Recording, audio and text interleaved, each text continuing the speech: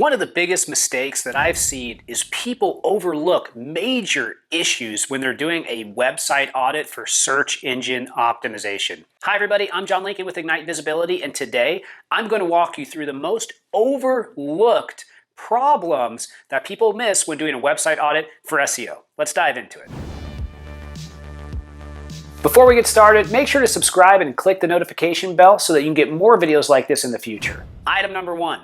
They might look at your backlinks to your website and look for toxic or negative links from negative SEO, but what they don't look for is links that are negative by landing page. What do I mean by that? Well, it's a common thing for spammers to find your top landing page on your website and build bad links to that landing page with the exact anchor text or term that you are trying to get that top page to rank for. If you don't look at links by landing page, you'll never be able to look on a granular enough level and find the links that you need to block because they'll get lost in all the different links that you have on your website. Item number two, they don't take the time to review all of the different algorithm updates that have happened over the last 2 to 3 years and see which ones have impacted your website. When you look at these algorithm updates, if you've gone up or if you've gone down, you need to look at the timestamp of when that happened,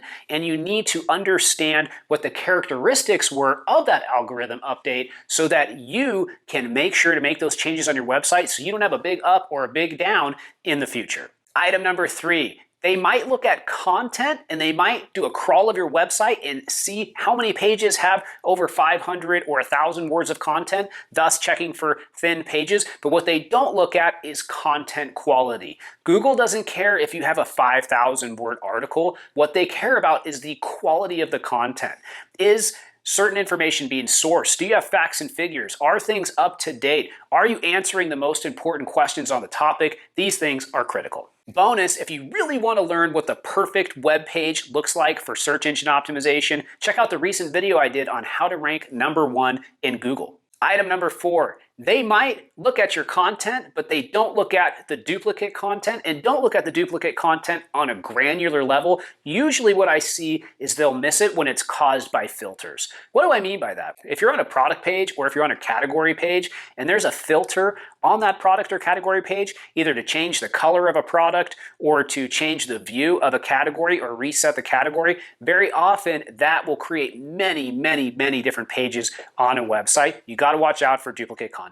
Item number four, they don't look to see if the website is hacked. One very easy way to do this is to put the website into isithacked.com. That website will let you know if it's hacked or not. But in addition to that, you want to look at the Google Search Console security report, and you want to look inside the source code and make sure you don't see anything weird in there, like hyperlinks with terms like Viagra or Cialis or something else. Item number six, they look at your Google Search Console, but they don't look at your Search Console in enough depth. What are some of the things they need to look for? Well, one would be, is there a disavow file in place, and are they blocking a lot of bad links?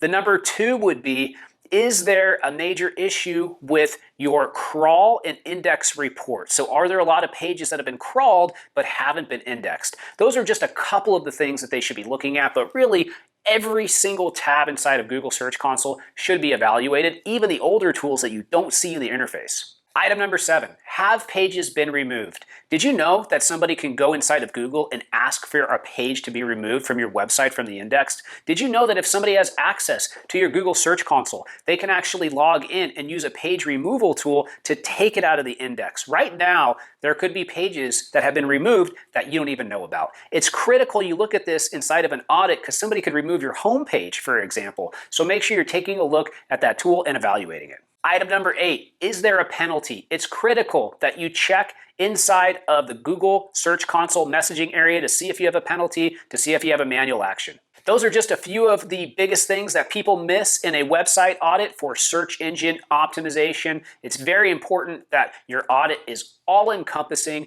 and takes these types of things into account. Outside of that, The other thing I would say is making sure that every page on your website is optimized for a keyword and that it also aligns with the quality that you need to have for that area inside of the Google index. If you want to learn more about all these things, check out the recent presentation that we did on the most advanced SEO webinar of all time. This has hundreds of thousands of views on our YouTube channel. It's a recent, cool, free resource, and I recommend you check it out. See you next time. Goodbye.